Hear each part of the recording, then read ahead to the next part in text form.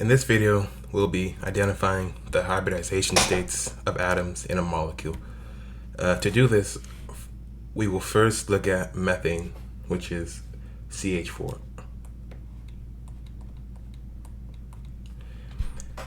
So the Lewis structure of methane is a carbon atom in the center, and then 4 valence electrons around the carbon because carbon is in group 4, and then we connect one hydrogen atom to each lone electron around the carbon. So this is the Lewis structure of methane. 4 hydrogen atoms covalently bonded to the 4 valence electrons of a carbon atom. However, if we look at the electron configuration of carbon, it looks like this. So we have the 3 energy levels, the 1s energy level, 1s, then we have the 2s energy level, and then we have the 2p energy level. And so since carbon has a total of 6 electrons, we're going to fill in each energy level with those 6 electrons. So the 1s energy level has 2 electrons, and then the 2s energy level has another 2 electrons, and then the 2p energy levels, 2px, 2p sub y, and 2p sub z, they each have 2 electrons in it. So 1 for each orbital. So the electron configuration is going to look like this. Each arrow represents an electron, and as you can see, the electrons in the outermost shell of the carbon atom, known as the valence electrons, are going to be these 2s electrons, and then the 2p electrons in the 2p energy level. So these are the valence electrons in the outermost shell, and these are going to be the regions of the carbon atom that are involved in a covalent bond. And so if we look at our diagram, there are 2 paired electrons in the 2s energy level, and then there are 2 unpaired electrons in the 2p energy level. So in our outermost shell, in the outermost shell of the carbon atom, according to our electron configuration, we should have 2 paired and 2 unpaired electrons for a total of 4. However, if you look at our Lewis structure of our methane molecule, there are 4 unpaired valence electrons around the carbon atom, and those 4 unpaired electrons form covalent bonds with the hydrogen atoms, which give us the structure of our molecule.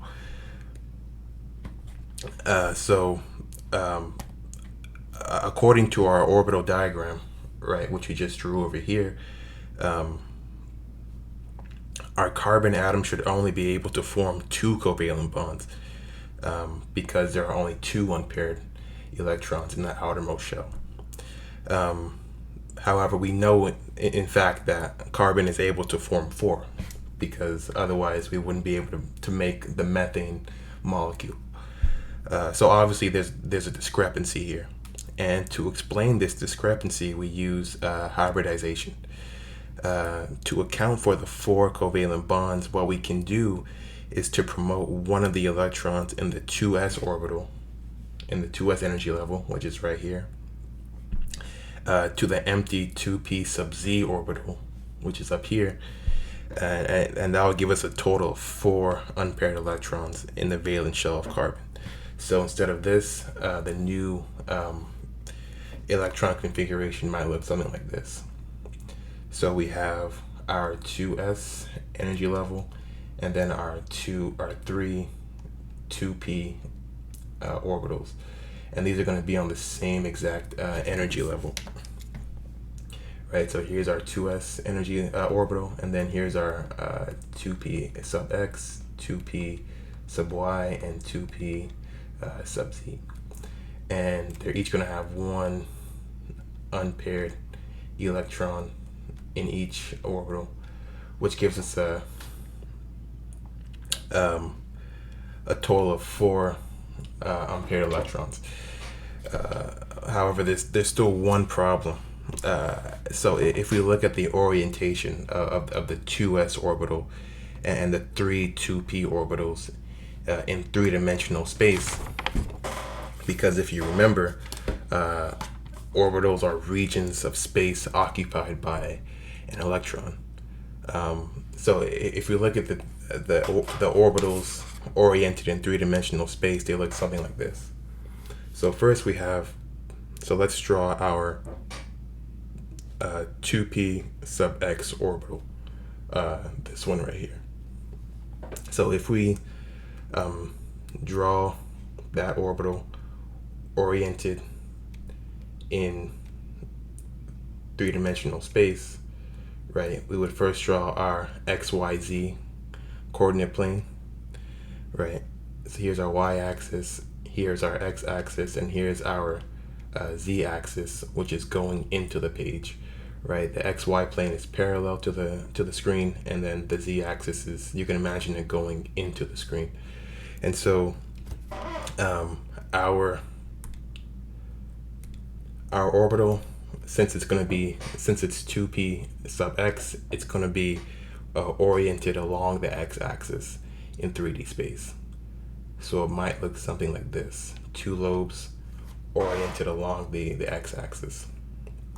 And then if we draw our, so here's 2px, and if we draw our 2p sub y orbital, we're going to draw the same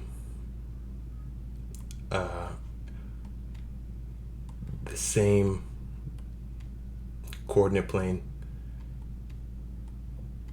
oriented along, or oriented in three-dimensional space, right? We have our y-axis, which is vertical, our x-axis, and our z-axis. And because this is 2p sub y, it's going to be oriented along the y-axis. So it's going to look something like this: 2 lobes oriented along the y-axis. And then we're going to do the same thing for 2p sub z. 2p sub z looks something like this. So as you may have guessed, this orbital is going to be oriented along the z-axis, which is the one that is going into the page. Let's draw this one in green. So this one is going to be oriented along the z-axis. So this is going to be how these 3 orbitals, 2p sub x, 2p sub y, and 2p sub z, are oriented in three-dimensional space. So basically, all 3 axes are perpendicular to one another, meaning they form 90-degree angles with each other. So this orbital, and this orbital are at 90-degree angles with each other. And so each orbital is made up of 2 lobes and is oriented along each of the 3 axes, with 1 electron occupying each of the 3 orbitals. And so when covalent bonds form, electron orbitals will overlap and share a common region of space. So a carbon-hydrogen covalent bond might look like this. So if we look at our methane molecule, if we take one of these carbon-hydrogen covalent bonds, they might look something like this. So we take our 2p orbital, and then we overlap it with a 1s orbital of the hydrogen atom. So here's hydrogen, and then here's carbon, right? And then this is a 2p orbital, let's say, and this is a 1s orbital of the hydrogen atom. So these 2 orbitals will overlap. There's one electron in this orbital and one electron in this orbital. And they will overlap, they'll share a common region of space, and this will form a bond, a covalent bond, which is a sharing of two electrons between two atoms. So, if we look at our the 3D orientation of our orbitals, we would expect to find three of these bonds, three of these carbon hydrogen bonds to be at 90-degree angles with each other, based on how we drew our orbitals in 3D space. But this raises another issue. The molecular geometry of methane is tetrahedral. Because the molecular geometry of methane is tetrahedral, the bond angles between each of these four covalent bonds is going to be 109.5 degrees instead of 90.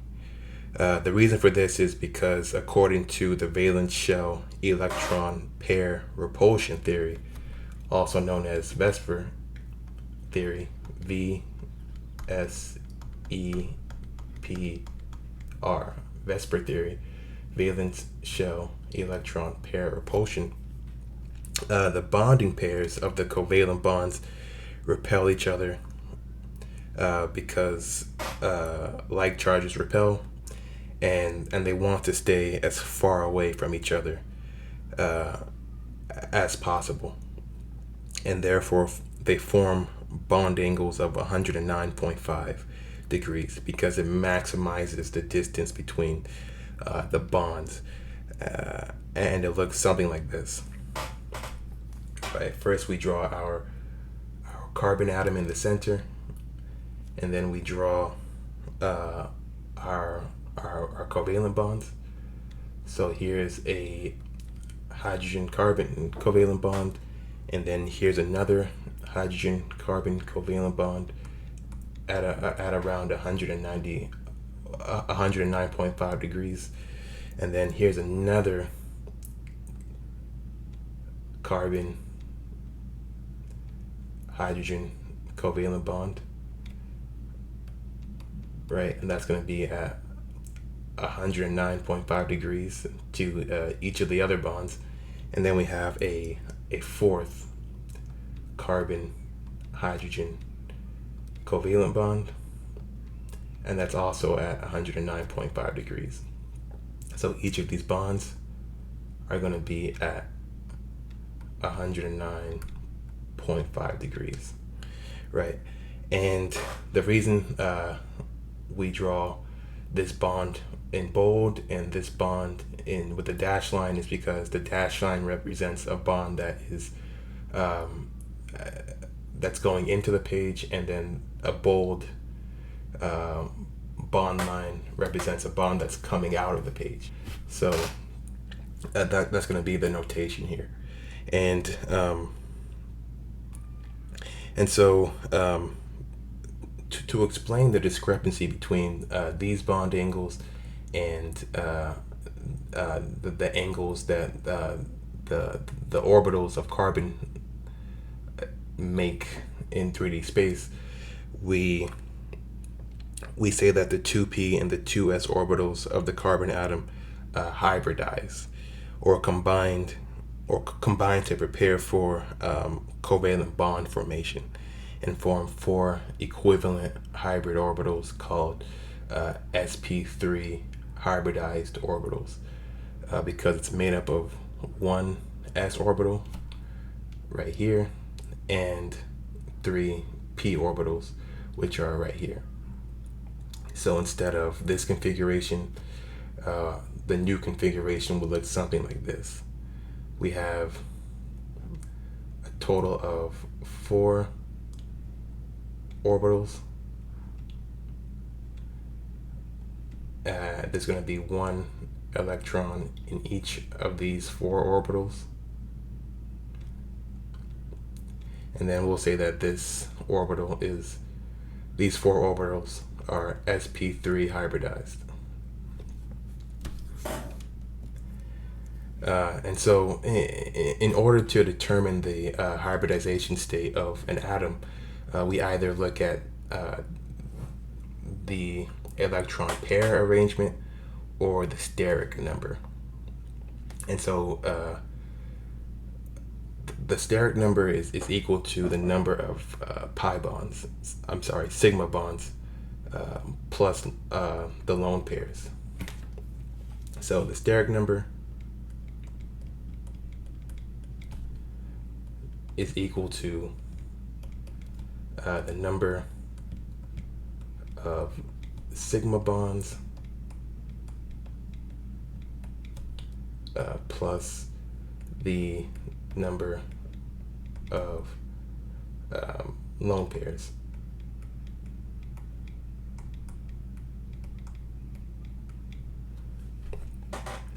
And so, what are sigma bonds?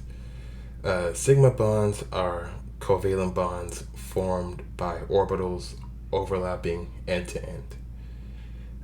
For example, the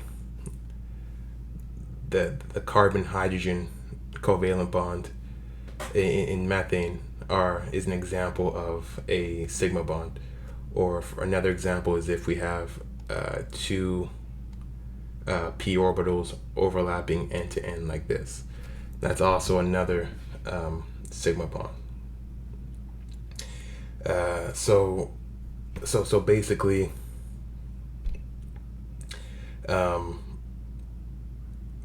that's going to be what a sigma bond is. Now, the other type of bond that we're going to be considering is pi bonds. So pi bonds are different from sigma bonds. Pi bonds are covalent bonds formed by the side-by-side overlapping of orbitals above and below the plane of the pi bond. For example, suppose we have a sigma bond between two p orbitals. So two p orbitals overlapping end to end. That's going to be our sigma bond. Now, so the pi bond is going to be the side-by-side overlapping of orbitals above and below the plane of this sigma bond right here. And so if we draw a line connecting the nuclei of the atoms forming the sigma bond, right? So let's draw that line going through the sigma bond, right? So imagine if there's an imaginary line going through the nuclei of the sigma bonds. The line that would join them would lie on a plane. So if we were to draw a plane with this line lying on top of it, it will look something like this. So here's our imaginary plane. And so that line would lie on this plane. And so a pi bond would form due to the sideways overlapping of the orbitals above and below the plane of the pi bond. So if we were to draw our pi bond, it would look like this. So let's draw this with a different color, blue. So the pi bond will look like this. So one orbital like this, and then one orbital like that.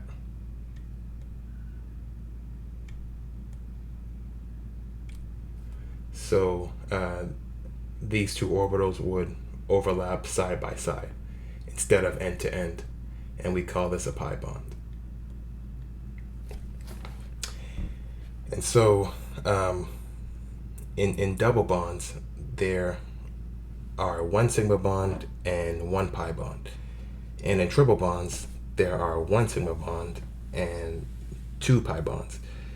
This is why single bonds are able to rotate around the axis of the bond line That's going to be the line that connects the nuclei together. And then that's why double and triple bonds cannot, because double and triple bonds involve pi bonds. So we count one sigma bond in double and triple bonds when determining the steric number. We don't count the pi bonds. So an atom with a steric number of 4 is sp3 hybridized. A steric number of 3 is sp2 hybridized, and a steric number of 2 is sp hybridized. So, for example, let's look at our methane molecule. So, since we have 4 single covalent bonds, each of these single covalent bonds will involve a pi bond. So there's going to be a total of 4 pi bonds in 4 sigma bonds in methane, and then the number of lone pairs is going to be 0, because each of these electrons are involved in a covalent bond, and there's no hanging lone pairs around the carbon molecule. So it's going to be 4 plus 0 equals 4, and that's going to be the steric number of methane. And so another way we can determine the hybridization state of a atom is to determine the electron pair arrangement of an atom. So to determine the electron pair arrangement, we consider 2 types of electron pairs: bonding pairs, which appear in covalent bonds, and lone pairs, which are not involved in covalent bonds. So the number of electron pairs determines the electron pair arrangement. Double and triple bonds are treated like single bonds when determining the electron pair arrangement as well. So 2 electron pairs is linear, 3 is trigonoplanar, 4 is tetrahedral, 5 is trigonobipyramidal, and 6 is octahedral. So if we were to draw a chart, we have the electron pair number, right, which is just the number of electron pairs. And then we have the arrangement,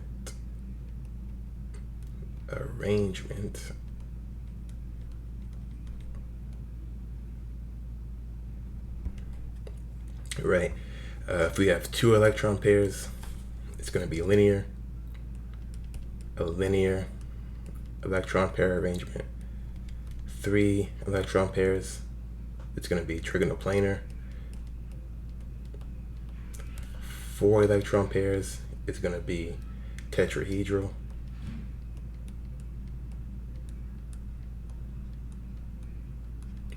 5 electron pairs is going to be trigonobipyramidal.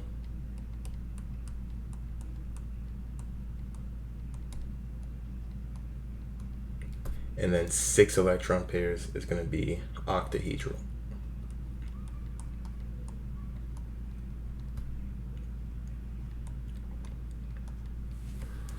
Right, and so we can therefore use these electron pair arrangements over here to determine the hybridization state of the atom. So if we make a new chart over here with arrangement on the left and then the hybridization state on the right,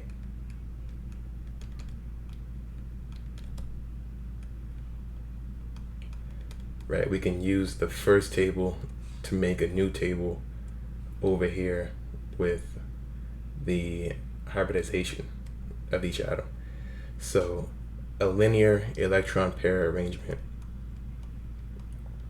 will have an sp3 hybridization state, a trigonoplanar electron pair arrangement will have a sp2 hybridization state, a tetrahedral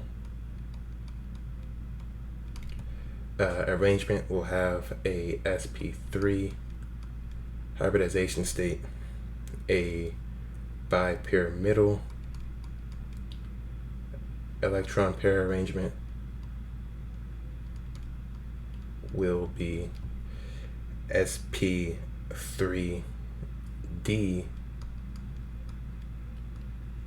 hybridized, and then a octahedral arrangement will be sp3d2